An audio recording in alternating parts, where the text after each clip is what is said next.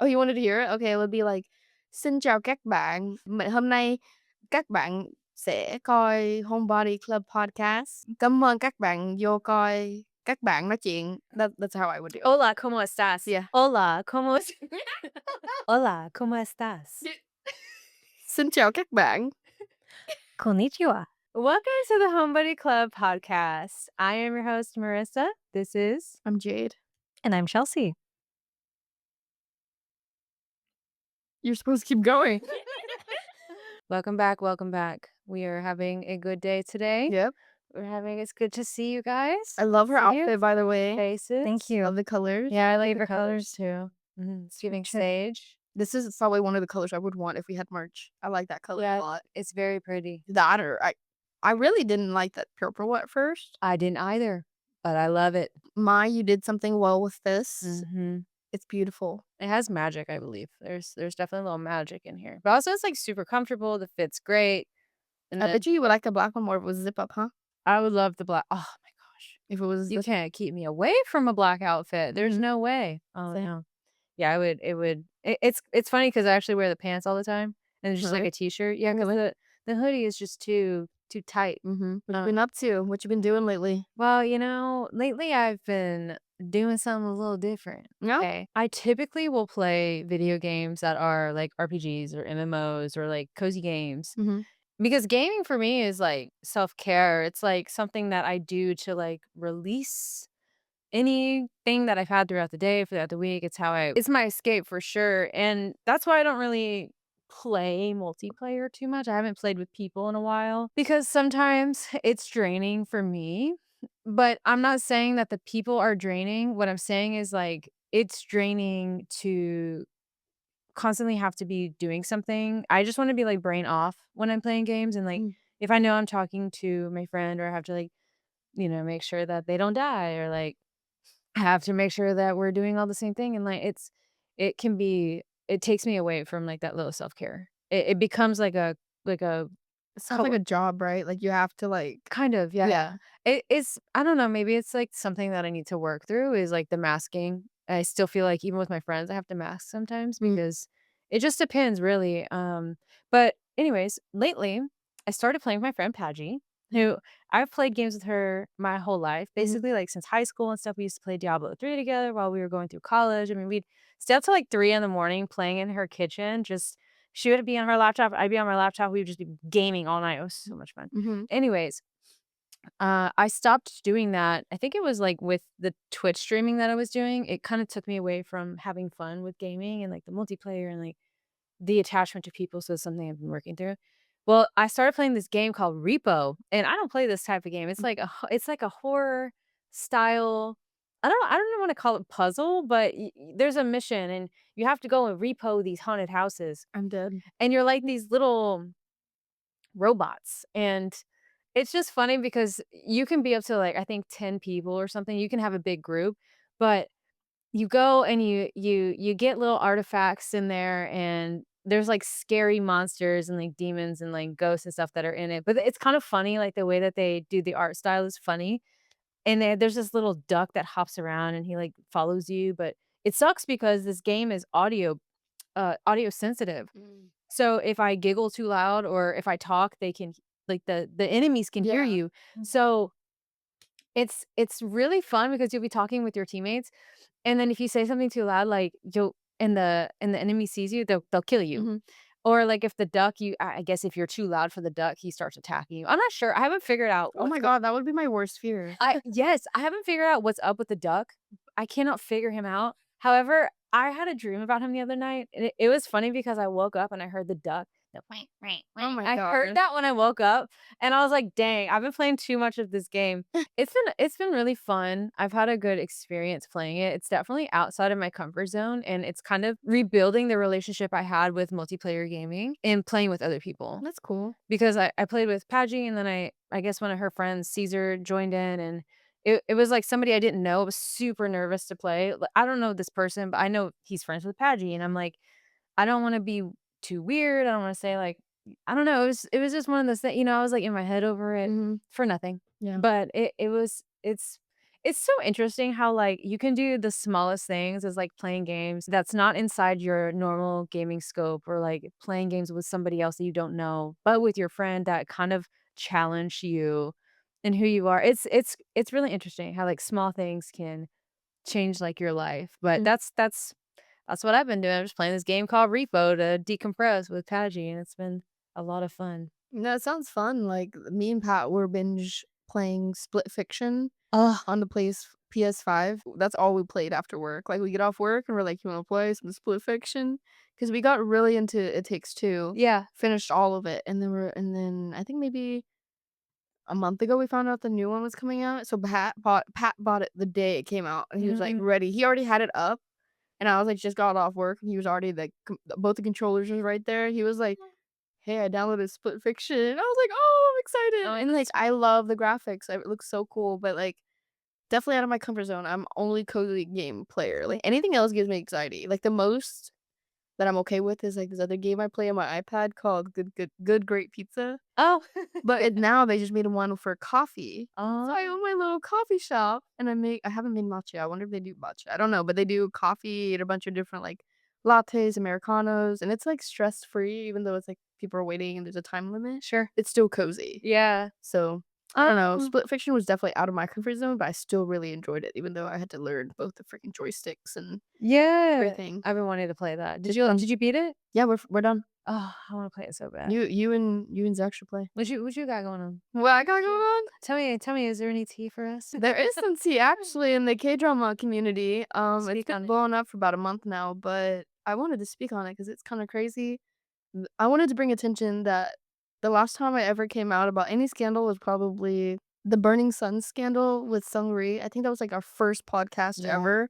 I talked about it and how if you haven't heard about it, one of my biggest K-pop artists is well, not the artist, it's a band, and the whole band was, like, my favorite band ever. It's K-pop and second generation. They're called Big Bang, and one of the vocalists, you can tell throughout, like, the whole 10, 12 years that he's been, like, within this band group that he's always had, like, this inferior, like, vibe that he's always talking about, like, G-Dragon, the rapper, he's the leader of the group.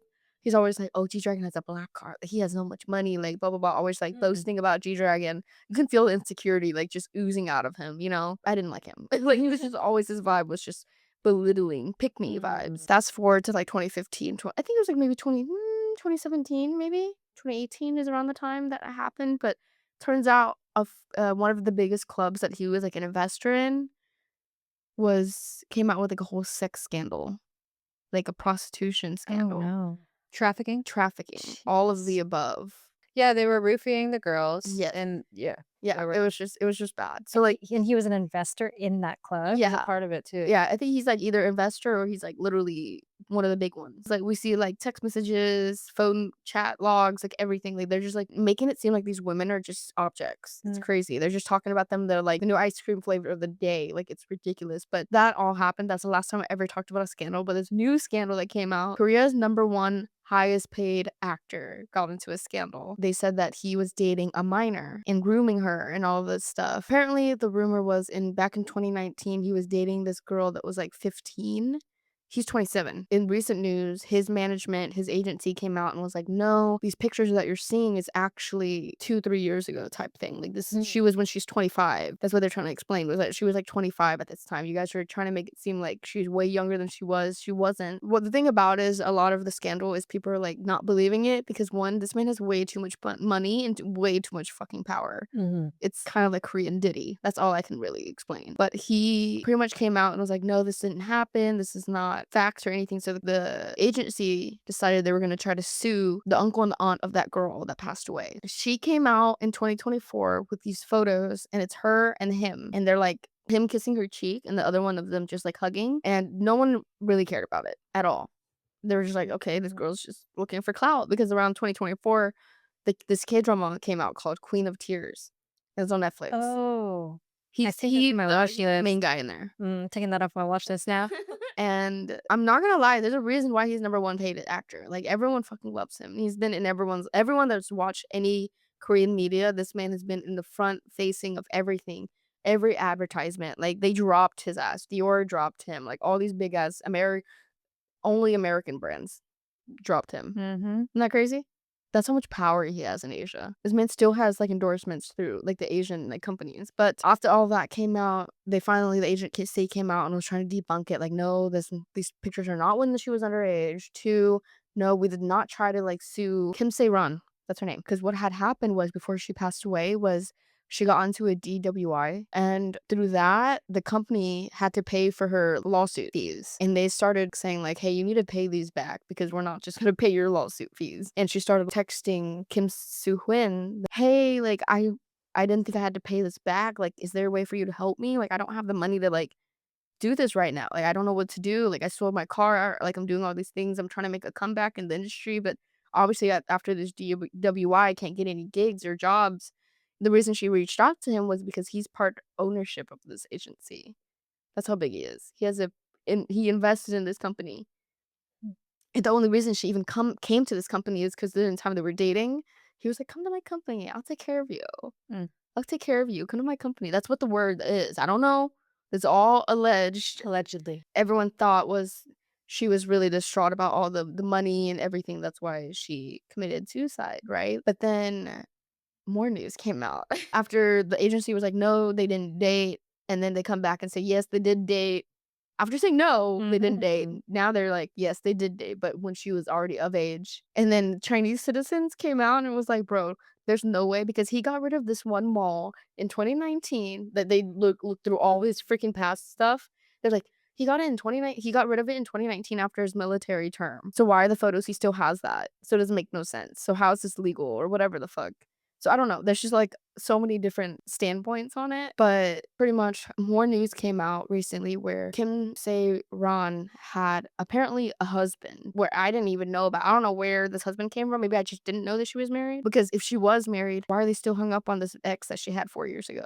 And then also finding out that apparently during the time she had the husband, he was abusing her physically and mentally and everything. So she was seeking out attention from this other guy that he calls himself her boyfriend. And he's coming out randomly with text messages between her and him. And the text messages was like, oh my God, don't talk to my husband. He's crazy. Block him. Because apparently the husband found his number and started like harassing him. But then everyone obviously is turning this around and saying like, Kim Soo Hyun over here just using his money.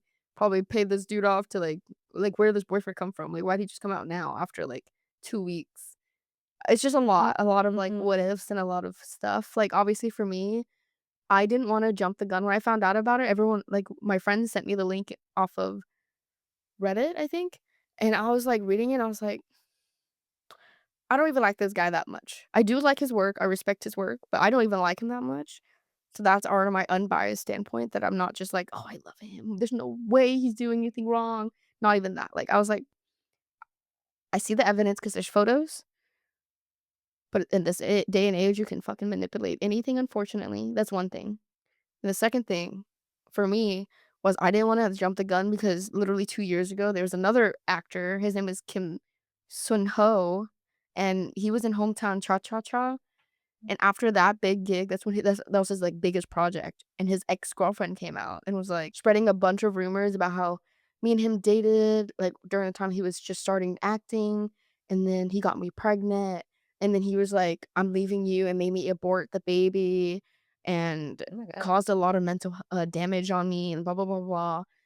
She did it anonymous, obviously. And then the second thing is everyone got pissed off when they found out, so they tried to find her, found out she was like this big weather woman in Korea. Wow.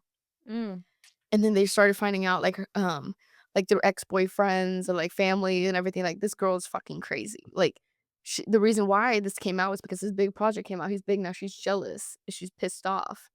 And come to find out, like, he did was like telling her like, you're an important figure. You're a weather woman. My career is to be in front of the camera. And like, I just now got like this big gig. Like, my career's just now starting. Like, he talked to her. They mutually went to an abortion center together. But she tried to play it out like, oh, he made me get rid of the baby. He says he'll marry me after once he gets like blah blah blah, once he gets his big gigs or whatever. And she's just like started like spreading hella rumors about him. This man endorsements went out. Like, he lost all his money. Like, Domino's stopped endorsing him until Dispatch came out, and they were like showing like text messages of him and her coming back. Like, he's over here like, do you need to get seaweed soup? Like, she was like caring for her, like all this stuff. Come to find out she was cheating on him the whole fucking time. Jeez. Because you see text messages with her and like other oppas and like other dudes or whatever. And he's always been relentlessly coming back, like, I forgive you. But you see that, like, he was like, I forgive you, like, we'll move on, blah, blah, blah. But she kept doing it, so he finally ended it. That wasn't because of the abortion. He ended it because she kept cheating on him. Damn. So that's why when I read that about this new guy, I was just like, I don't want to jump the gun because I jumped the gun with the last guy and I felt so bad because he actually liked the other guy before he got canceled. And now he's like 10 times better. He's in this new drama that just came out. Good. 10 times better. Everyone's been waiting for his comeback. But that's why I'm like, I don't know. Like, I don't want to just be like, oh, all this. Not saying I don't believe the victim, but at the same time, sometimes victims be lying. That's very interesting.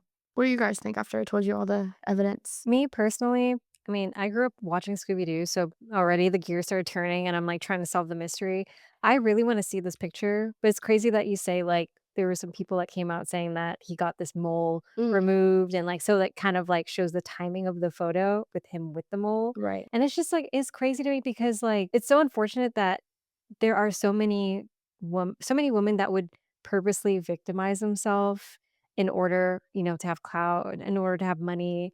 But then, it just kind of it's like the boy who cried wolf. For Exactly. It other just makes it women, harder for other people to. yeah, to come out and actually speak the truth. And that's the sad part.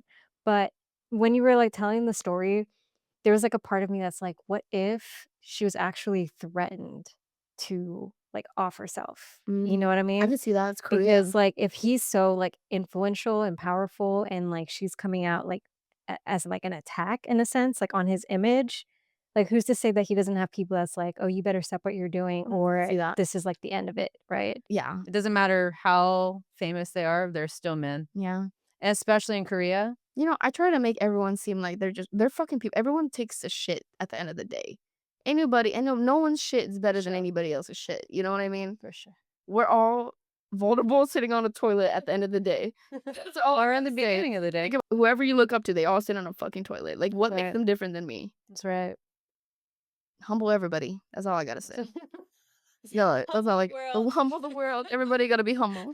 That's a good point. That's a fair If point. you think about it, that's literally sometimes I think about it and I get intimidated by people or like, let's say somebody you're like, wow, this person I've watched them for so long, like I'm so intimidated. But I think about it, I'm just like, this girl wipes her ass just like I do. Like, what's the matter? Oh my God. We're human. That's a fair point. I love that. I mean, you guys want to do cards? We're going to do cards today. Which one do we want to do today? Do we want to do cultivating conversation? How deep do we want to get? We can do a mix of both. I was kind of like the We're Not Strangers. Not gonna lie. Today we're Not Really Strangers, as chosen by Jade. I chose to. Might as well keep that pen out because it drops every time. Shit. So today I'm feeling, I guess I'll go first since I have the box. Today I'm feeling like going a little deeper. Okay. I'm gonna go level 3. Let's all do 3. 3. Okay, 3 is for me. Has a stranger ever changed your life? Yes. I guess it's not a stranger. Okay, so it has to be a stranger. Fuck. Yeah, I'm kidding. I'm kidding. Keep Well, he kind of was a stranger because I met this guy through my friend. Well, I don't know if we're friends anymore. She unfollowed me on Facebook. I don't know how deep the friendship goes anymore. However, acquaintance. she introduced me to this guy who I had just lost my best friend at the time and to like drinking and driving. And then he lost his girlfriend to like murder. Like someone came in and murdered her in the house, right? So we had like a shared interest of loss and grief and stuff of the people that we really loved. And so I met him and we were talking about our grief and stuff and the loss that we experienced. And he was like, I'm gonna take you to a psychic. It's called a bone reader. And so I was like, okay, cool. So I went to this was when I wasn't very much like spiritual at all. I was still kind of like in my Christian era and like leaving it because I had just lost my friend. So I'm like, man, is God even real? When you sometimes when you go through that, you question everything. And I went to this bone reader and everything he said, some of it was kind of like, that's not aligning, but some of it was just like, damn, that's crazy. How did you know that shit? Anyways, that is what changed my life into like that whole experience. That stranger projected or took me into a different trajectory because right after this psychic reading I had with that guy, I went to a Target with my mom, and I'm just walking down an aisle, like, looking for something, and this lady comes up, and I don't know if maybe just something was, like, I was very open. I must have been very open energetically because I had just I mean, that was the most traumatic loss. I mean, I've everything else I've lost is all traumatic, but that one shook my core, right? Mm. So I'm just looking for eyeliner, right? And this lady comes up to me and she's like, "Hey, what?" I don't know if she asked me for my mascara or my eyeliner or something. She was like, "What mascara are you wearing?" And I'm like, "Oh, I'm wearing this." And I was like really nice and upbeat about it, right? And she looked at me and she was like, "So I'm a psychic and you just lost somebody. And I just wanted to give you my card, give you my number because I can tell something's going on with you." Mm. And that was, like, the nail in the coffin that was like, there's something more than what I ever thought there was, and that's what I lost her number, obviously, it wasn't meant to be a line, Mm. but it was as if it was, like, a little message to me saying, "Hey, look, there's something more, look into it," and that changed my life totally. Mm. So I know this was long-winded, but yeah, it was a Cool. couple of strangers actually, changed my life. You want to go next? Describe your perfect day. Mm. Well, of course, got to start off with matcha, Mhm. right? Honestly, like the perfect day for me, because I really love traveling. So I'd probably have a nice morning matcha from Fiend, Caffeine, right? Yeah. coffee. Yeah. So I would go to Caffeine Coffee, get a matcha, Mhm. and then go to the airport and then go to a really nice beach. Let's just say like Turks and Caicos or something, Okay. right? And then have a nice little resort on the water, get some nice little sun, swim in the ocean, and then to top it off, a really nice like sushi dinner, like fresh seafood. And then go back, shower, watch some anime, and like go back to Austin the next day. Just have like a nice little day on the beach. Obviously with all the money, if money wasn't an issue, Yeah, sure, it would be a great day. yeah, so it would be like obviously travel, matcha, anime, just good vibes. Love it. Yeah. Love it. Damn, why are you gonna be so sad? What's the most pain you've ever been in that wasn't physical? I guess it's like obviously that's the obvious question. I think maybe the most pain I've ever mentally been in was probably when my grandpa passed away. I don't think anything has ever reached to that momentum before. So probably when I woke up one morning in ninth grade and my mom called me. My dad didn't even call me. It's my dad's dad. My mom called me and said, "Hey, don't cry." And I was like, why are you gonna start like that? I'm like, all right, what's going on? My grandpa's been in the hospital for 6 months already. So like I knew it was something bad. And she was like, "Hey, your grandpa's not doing well. I think they're gonna, let him go, like pull the plug and everything. Just wanted you to know your dad's gonna come pick you up and take you to the hospital because we're Buddhist. And the thing about Buddhists is that they don't really believe in anyone passing in public places like hospitals and stuff. So what they did was they brought him home to his house and wanted him to pass away comfortably in his own place. So that's probably like one of most worst pains I've ever had been in. But at the same time, I think it's weird because for me, I think I was in more pain seeing the people around me being in pain. Thank you for sharing that with Yeah, us. thank Yeah, you. of course. Can I ever do a card? Yeah. I feel like the also Put it back in. and I just like Yeah, mine's at the back, so don't get that. just like I want to be deeper. I think yours is good too. Okay, I guess just as an option, just in case. Yeah, it's like y'all felt so like good with like a good story, and I just like I want to go to Turks and Caicos, a little fun or and eat seafood.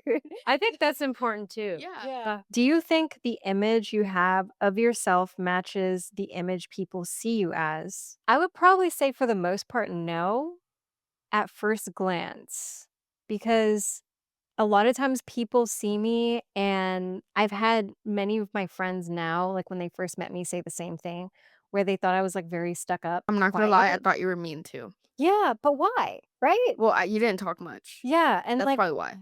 why does that I guess maybe in this day and age, right?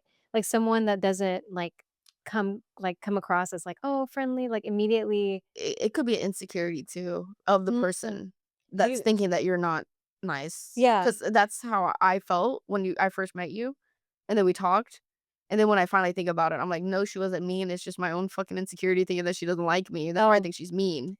I want to know what your human design is. How do we find that out? Oh, well, we can do this after this. Okay, that's So I wonder if you're a reflector because when I first met you as well, I got more of like the you about your business and I shouldn't be fucking joking around. Really? And that's so funny. I was like, I need to keep my shit together. That's okay. That's interesting because I feel like most of my life I've been a mirror to people, right? And it's not something that I actively do. It just happens. And I feel like I'm the most like loving, like I want to be your friend, like I'm nice, I'm jokey, like I want to have fun. And but every person that I've like become friends with, their initial like reaction is like this girl's mean. This girl probably hates me. Like this girl's like she could care less. She probably is like I've had people look at my Instagram page and it's like, "Oh yeah, she has it all together." But like I can't talk to her. And then they get surprised like you were saying in like another podcast like when people message you and then they're like, "Oh, you responded." I get that all the time and I'm like, "Bro, I don't have that many followers." Yeah. There's some people that are super expressive and then there's others that aren't expressive. You aren't necessarily expressive, but you have a softness to you. So I think sometimes when for instance, if I'm talking to somebody new and they're not like, making well, I can't make because I have Botox right now with shit.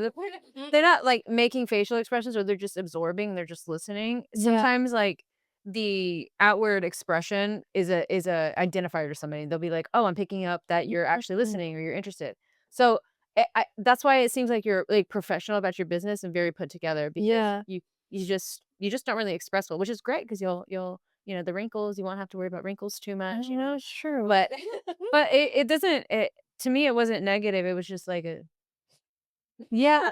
And it's interesting because you've described me as poised, and I'm like, wow, like that's not the first time I've gotten that either. And it's weird because when I look at myself in the mirror, it's completely different than what other people are seeing, which is why that's like, no, like the answer to this is a big no. Like I said, I'm very friendly.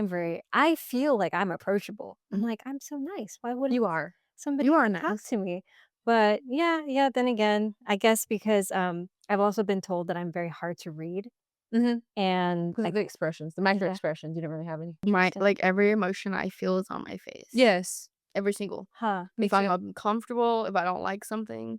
Like I never really have to tell her how I feel. She'll be like, "How do you feel about this?" And I'm like, she's like, "No," and I'm like,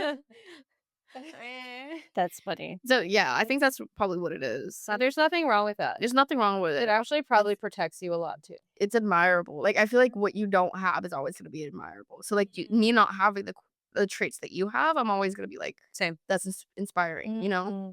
You know what though? I feel like the way I am is because of trauma. Well, I mean, go figure, right?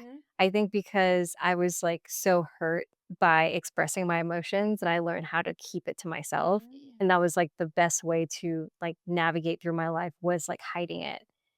And I'm learning to open up more. So this is like actually really informative, Right. right? Like to hear like what y'all like think of me and then I get to reflect on that and I'm like, wow, like that's so Yeah. interesting. I love that stuff. I know, me too. I It is great with too, because I've definitely taken this to a lot of my friend groups and they're all looking at me like, this is not Jenga. What is this? Bro, like no, I love these Me cards. too. Me too. I like going deep with people. It's hard to I feel like it's really hard to find that and it feels so much better when you find people that are like, let's do it. Let's go in. Let's find out like even if you're not in the mood for something, you'd be like, oh, let me try a different level. Like I think that's why I like these a lot because there's levels to it. You want to end us out, Marissa? Yes. Hasta la vista. We are on every single social media you could possibly think of. And we are on Spotify and Apple Podcasts if you're interested in listening there, unless you're already listening there. Thank you for watching, and we will see you next one. Bye.